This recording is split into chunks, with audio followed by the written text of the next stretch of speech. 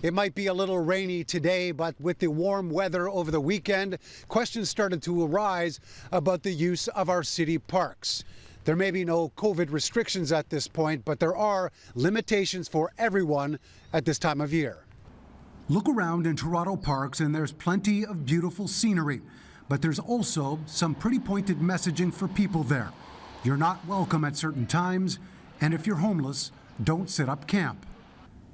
Under the city's municipal code number 608, no one is supposed to use, enter, or gather in a park during the overnight hours. That is in the parks bylaw. That isn't new. Those have always been the hours. But to be clear, this would be, complaint-based if we were going to, enforce somebody being in a park, in the off hours. The city provided a list of 38 parks, mainly in the downtown core, where the signs have been erected. We found at least 3 more, including Moss Park and Trinity Bellwoods, locations that the city had identified as spots targeted for encampment clearings last year. While city officials repeatedly said it was for the benefit of others to use the space, Mayor John Tory doubled down on that message again. The most important part of the sign is simply confirming a law that's been on the books for some time, which is you can't camp or sleep in a park and make it a residence in effect. Parks are for all people. People have many different uses they want to make of parks, but we have found over time, established by the facts, that when people live in parks and form encampments there, they're not safe.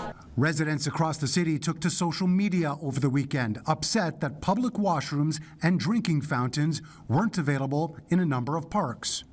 A quick test the day everyone was back to school and work found some washrooms open and fountains working, while others remain locked up or have yet to be turned on.